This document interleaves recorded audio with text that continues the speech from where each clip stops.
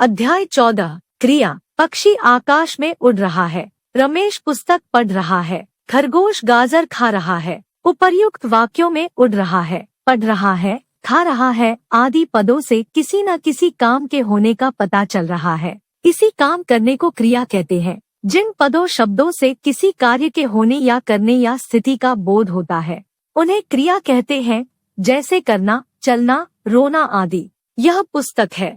रवि रोज school जाता है। गीता ने सेब खाया। चिड़िया आकाश में उड़ रही है। इन वाक्यों में वाक्य क में है से पुस्तक की स्थिति का पता चलता है। वाक्य ख में रवि के रोज स्कूल जाने की जानकारी मिलती है।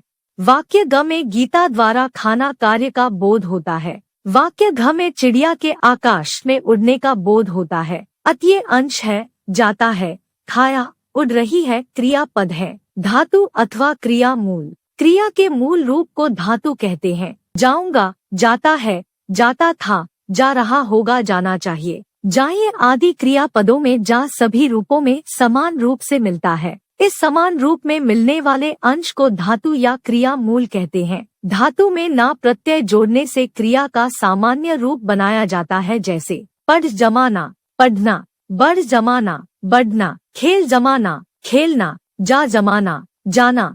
क्रिया के भेद। कर्म के आधार पर क्रिया के दो भेद हैं। 1. अकर्मक क्रिया। 2. सकर्मक क्रिया।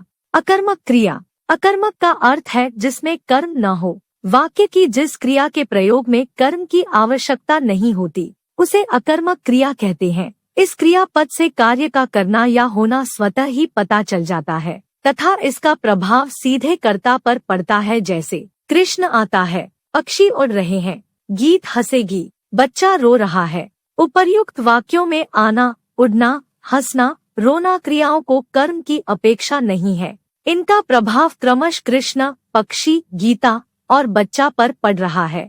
ये सभी अकर्मक क्रियाएं हैं। सकर्मक क्रिया। सकर्मक का अर्थ है कर्म सहित। वाक्यों में जिस क्रिया के प्रयोग में कर्म की आवश्यकता होती है उसे सकर्मक क्रिया कहते हैं, जैसे राम पत्र लिखता है, मोहन बाजार जाता है। उपरोक्त वाक्यों में पत्र तथा बाजार कर्म प्रयुक्त हुए हैं, अतः ये सकर्मक क्रियाएं हैं। ध्यान दें, इन वाक्यों में क्रिया का फल प्रभावकर्ता पर नहीं बल्कि कर्म पर पड़ रहा है, अतः ये क्रियाएं सकर्मक है। सकर्मक क्रिया की पहचान करने के लिए वाक्य में क्या अथवा किसे लगाकर प्रश्न किया जाता है। उत्तर मिलने पर क्रिया सकर्मक होती है, जैसे गीता कपड़े धो रही है। प्रश्न गीता क्या धो रही है? उत्तर कपड़े। आता धो रही है क्रिया सकर्मक है। यदि वाक्य में कर्म उपस्थित न हो किंतु क्रिया को उसकी अपेक्षा हो तो भी वह क्रिया सकर्मक क्रिया ही होगी, जैसे राम पढ़ता है, पुस्तक कर्म की अपेक्षा, शीला खा रही है, सेब कर्म की अपेक्षा। कुछ सकर्मक क्रियाओं को दो कर्मों की आवश्यकता होती है। इस प्रकार की क्रियाओं को द्विकर्मक क्रिया कहते हैं, जैसे मोहन ने सोहन को घड़ी दी। मोहन और घड़ी दो कर्म। रमेश ने सुरेश से मकान खरीदा।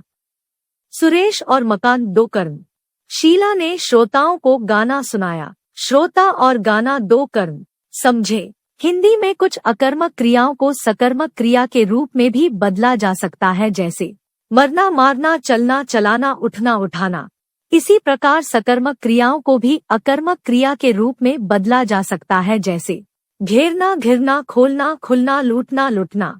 उड़ना क्रिया मूलत अकर्मक क्रिया है तथा सकर्मक क्रिया उड़ान के रूप में भी कार्य करती है, जैसे चिड़िया उड़ रही है। मूल अकर्मक उड़ना। मोहन पतंग उड़ा रहा है। मूल सकर्मक में प्रयुक्त उड़ान। प्रयोग की दृष्टि से क्रिया के भेद। क्रिया के 5 भेद होते हैं। 1. प्रेरणार्थक क्रिया। 2. संयुक्त क्रिया। 3. नामधातु क्रिया। 4. पूर्वकालिक क्रिया। 5. सहायक क्रिया। 1. प्रेरणार्थक क्रिया। जिस क्रिया से यह पता चले कि कर्ता स्वयं कार्य न करके किसी अन्य को प्रेरणा देकर कार्य कराता है उसे प्रेरणार्थक क्रिया कहते हैं, जैसे मोहन नौकर से काम करवाता है, माँ धोबी से कपड़े धुलवाती है। 2. संयुक्त क्रिया। वाक्य में क्रियापद के भीतर एक से अधिक क्रियाएं भी आती है, जैसे दिखाई दिया, बैठ जाओ, चल पड़ा था। इन क्रियापदों को संयुक्त क्रिया कहते हैं। इसमें प्राय पहली क्रिया मुख्य क्रिया होती है और दूसरी सहायक क्रिया, जो कि मुख्य क्रिया के अर्थ का विस्तार करती है। जैसे गीता नाच रही थी, रही मुख्य क्रिया, थी सहायक क्रिया। दो या दो से अधिक धातुओं से मिलकर बनी क्रियाएं संयुक्त क्रिया कहलाती हैं। जैसे उसे मोहन आता दिखाई दिया, तुम यहाँ आकर बैठ जाओ। 3. नामधातु क्रिया। संज्ञा, सर्वनाम, विशेषण आदि शब्दों में ना प्रत्यय जोड़कर बनने वाली क्रियाएं नामधा क्रियाएं कहलाती हैं। जैसे संज्ञा शब्दों से फिल्म फिल्माना, झूठ झुठलाना, बात बतियाना, रंग रंगना। सर्वनाम शब्दों से आप, अपनाना, मैं, मिमियाना। विशेषण शब्दों से चिकना, चिकनाना, साठ, सठियाना। अनुकरणात्मक शब्दों से खट खट, खटखटाना, गुनगुन, गुनगुनाना। 4. पूर्वकालिक क्रिया। किसी क्रिया से पूर्व यदि कोई अन्य क्रिया प्रयुक्त होती है तो वह पूर्वकालिक क्रिया कहलाती है। जैसे मैं नहाकर पढ़ूंगा, वह सोकर जाएगा। 5. सहायक क्रिया। जब कोई क्रिया मुख्य क्रिया के साथ जुड़कर अर्थ में विशेषता लाने का कार्य करती है तब वह सहायक क्रिया या रंजक क्रिया कहलाती है। जैसे मदारी खेल दिखा रहा है मुख्य क्रिया, दिखा सहायक क्रिया। आपने पढ़ा और समझा। किसी कार्य के करने या होने को क्रिया कहते हैं। मुख्यतः क्रिया के 2 भेद हैं, सकर्मक और अकर्मक। अकर्मक क्रिया में कर्म होता है। सकर्मक क्रिया एककर्मक और द्विकर्मक होती है। प्रयोग के आधार क्रिया के अन्य भेद हैं। प्रेरणार्थक क्रिया, संयुक्त क्रिया, नामधातु क्रिया, पूर्वकालिक क्रिया, सहायक क्रिया। किसी क्रिया से पूर्व आने वाली क्रिया को पूर्वकालिक क्रिया कहते हैं। संज्ञा, सर्वनाम, विशेषण शब्दों के साथ ना प्रत्यय जोड़कर नामधातु क्रिया बनाई जाती। अध्याय